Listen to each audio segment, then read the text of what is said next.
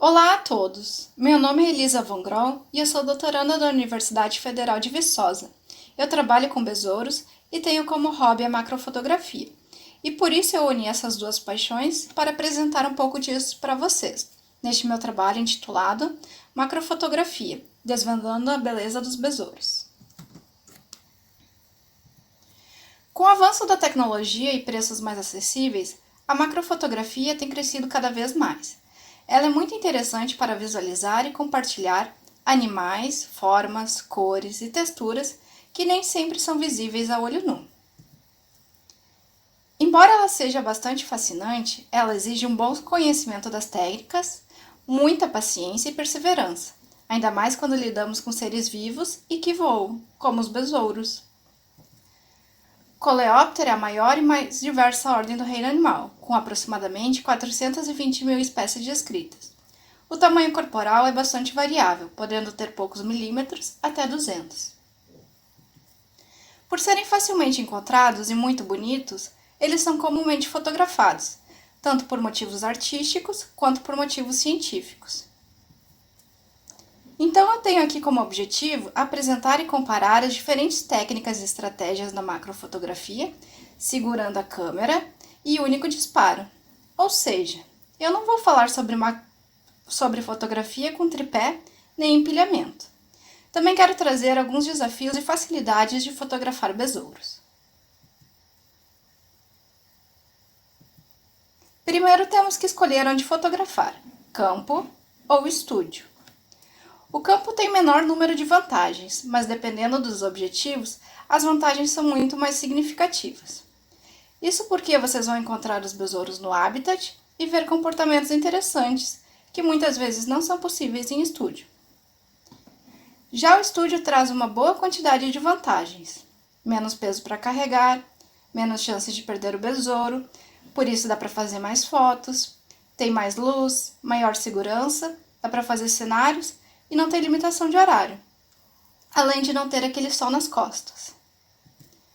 Aqui eu tenho 3 fotos feitas no campo, que provavelmente eu não teria conseguido em estúdio, porque elas estão na planta hospedeira, e essa terceira ainda se tratando de uma árvore. Já aqui são as fotos em estúdio, onde podemos fazer como quisermos: fundo branco, fundo preto, colorido, ou dá para até montar um cenário, como neste aqui que eu usei cascas de árvore. Então vamos às dicas. No campo, sempre busquem ir a ambientes seguros, porque o equipamento chama muita atenção. Busquem ir de manhã ou no horário em que o besouro em questão não esteja muito ativo, e se aproximem com cuidado, porque os besouros se assustam. Já no estúdio, vocês podem criar os besouros por um tempo, para que eles se acostumem com o ambiente. Também dá para coletar a planta ou o que for que ele se alimente, para que ele fique mais tranquilo. Eu sei que isso nem sempre é possível, porque algumas plantas morrem rápido, ou às vezes não dá para trazer uma carcaça, por exemplo. Outra ideia é alimentar o besouro com alguma coisa que ele goste, como no caso destes cerambicídeos, em que eu dei uma banana. Alguns besouros ficam mais tranquilos depois de comerem. E é sempre importante deixar os besouros à vontade. Os besouros são incríveis e maravilhosos, mas eles são seres vivos. E com isso, nem sempre é muito fácil de fotografá-los. Isso porque eles se assustam e se estressam com aquele flash e equipamento enorme na frente deles. O comportamento deles depende da família ou espécie, como já estamos acostumados quando coletamos. Alguns voam, outros correm, se jogam, mordem ou fingem de morto, como é o caso de muitos curculionídeos. Mas embora eles tenham esse comportamento, eles são ótimos para fotografar, porque eles são muito calmos e ficam parados numa mesma posição bastante tempo. São meus besouros favoritos de fotografar. Outros problemas são que alguns besouros são brilhosos ou redondos, o que influencia na iluminação. O tamanho variado também influencia no equipamento a ser utilizado, que é o que vamos falar agora. Primeira coisa que temos que fazer é escolher as câmeras. Elas podem ser full frame ou cropada. As full frames são as profissionais e as cropadas as semi-profissionais. A diferença entre elas é que a cropada corta um pouco da área a ser fotografada, como podemos ver aqui. Outra escolha que temos que fazer é se elas são com ou sem espelho. As sem espelho são mais modernas, leves e um pouco mais caras. Em relação às marcas, praticamente todas elas apresentam câmeras que vão da mais simples até a mais profissional. Então é uma escolha pessoal. As lentes macro mais comuns são em torno de 60 e 100 mm. As 60 mm são consideradas lentes normais, pegam mais área e precisam estar mais próxima do objeto. Já as 100 mm são as teleobjetivas, pegam menos área e não precisa se aproximar tanto. E só para relembrar, as máquinas cropadas vão pegar um pouco menos de área. Por exemplo, uma lente 50 mm e uma câmera cropada vai pegar uma área como se fosse 80 mm, mas a distância não vai mudar. Eu utilizo o Canon e por isso eu trouxe alguns exemplos dela, mas geralmente as marcas têm suas lentes relativas. Aqui temos a 100 mm, que vai do aumento uma vez até o infinito, que é uma boa para bichos maiores e para pegar um pouco do habitat. A 65 mm vai do aumento uma vez até 5 vezes e não pega o infinito. Ela é uma boa opção para bichos menores. Uma que o pessoal tem utilizado e gostado bastante é a Laowa 100 mm, que tem para Canon, Nikon e outras. Ela pega do aumento 2 vezes até o infinito. Eu utilizo a 65 mm e todas as fotos apresentadas aqui foram feitas com ela. Para fins comparativos de técnicas, eu vou utilizar agora este leão, que tem um pouco mais de 4 centímetros, porque eu precisava de um objeto imóvel. Aqui em cima eu utilizei o aumento uma vez e consegui pegar a cabeça e os braços do boneco. Isso a uma distância de 10 centímetros dele. Na foto de baixo eu usei o aumento 5 vezes e tive que ficar muito mais perto do objeto. E uma das coisas a se considerar é que a partir do aumento 13,5 fica muito difícil de achar o foco, especialmente em animais que se movem. Qualquer movimento é um terremoto. É praticamente necessário usar tripé ou apoio. E não devemos esquecer de que quanto maior a aproximação do objeto, menor será a profundidade de campo. Então, aumentos maiores, como ter que ficar muito próximo do objeto, a profundidade de campo é bem pequena. E eu sugiro utilizar a técnica de empilhamento. Bom, como as lentes macro específicas são muito caras, podemos utilizar acessório em vez delas. O primeiro acessório que eu quero falar são os tubos extensores. Eles têm um bom custo-benefício e um dos únicos cuidados que deve ter é para vir com os contatos, para conseguir controlar a abertura pela câmera. Pode utilizar esses tubos com outras lentes, tanto macro quanto não macro, para conseguir um aumento maior. O resultado deles é melhor que uma lente fixa, porque na lente zoom dá um pouquinho de aberração cromática.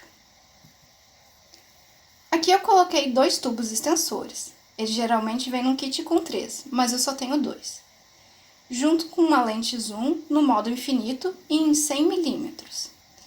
Eu pude ficar bastante longe do objeto e consegui uma ampliação boa para besouros grandes. No modo macro, eu tive que me aproximar um pouco mais, mas consegui uma ampliação bem boa, levando em conta que ainda faltam um dos 3 tubos. O problema foi que teve um pouquinho de aberração cromática, coisa que não teria muito numa lente fixa. Outra técnica para utilizar é a lente invertida. Usando um anel inversor, podemos inverter a lente para conseguir uma compressão da imagem. Ela tem um excelente custo-benefício. Mas o problema dessa técnica é que a lente perde comunicação com a câmera e não dá para controlar a abertura. Então temos que utilizar uma lente que dá para controlar a abertura manualmente, nela mesma. Fazendo isso, vamos ter que programar a abertura antes de fotografar. E se usarmos uma abertura muito fechada, vai ficar muito escuro para enxergar. Fica realmente escuro. Outra questão é que quanto menor os milímetros da lente, maior será a ampliação do objeto, porque ele vai comprimir um ângulo maior. Ou seja, uma lente de 28 mm vai ter uma ampliação maior do que uma lente de 50 milímetros. É interessante ressaltar que dá para usar a lente invertida junto com os tubos extensores. Então aqui eu tenho uma foto feita com umas 50 milímetros invertidas e dá para ver que a ampliação é bem boa.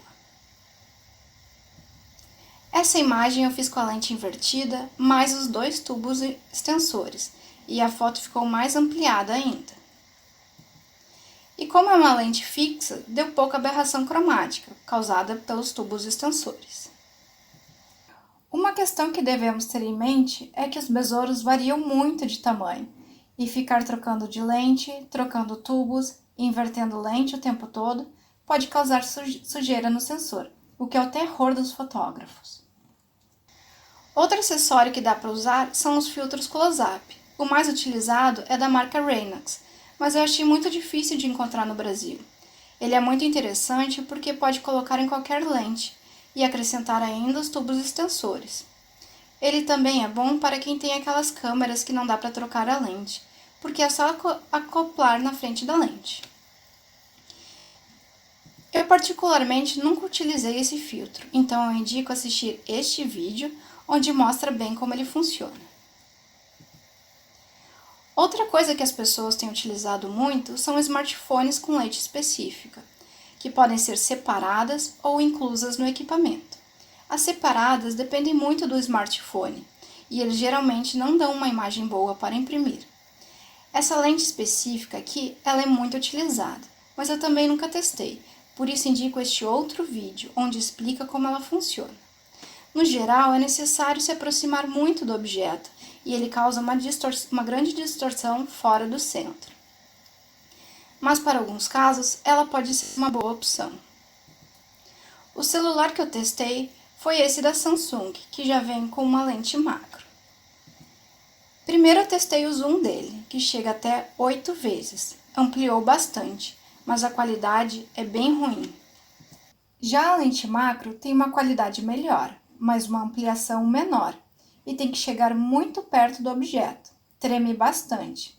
No geral, eu acredito que seja boa para imagens da internet, impressões pequenas e besouros grandinhos. Sobre a iluminação, não há necessidade de usar flash na fotografia macro, mas como eu falo aqui de fotografia sem tripé, eu acredito que seja necessária. Existem diversas marcas de flash, tem que escolher um que seja compatível com a câmera de vocês. É necessário usar um difusor para dar uma luz mais suave. Em relação à edição, eu sempre edito as minhas fotos. Existem diversos programas de edição. Os 2 mais comuns são o Photoshop e o Lightroom. Eu utilizo o Photoshop. Sempre edito no Camera Raw, utilizo alguns filtros e algumas ferramentas do programa.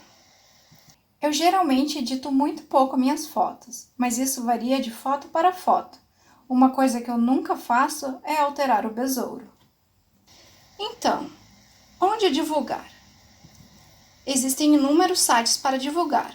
Eu uso basicamente 3. O Instagram e o Twitter são melhores para divulgação, mas eu gosto muito do Flickr porque ele não modifica a qualidade da foto e elas aparecem nas pesquisas do Google. É sempre importante inserir informações do besouros e interagir com as outras pessoas, como os algoritmos dessas redes sociais pedem. Outro site interessante para divulgar é o iNaturalist, onde vocês postam as fotos com a localidade e outras pessoas identificam. Este site tem auxiliado muitos trabalhos de distribuição.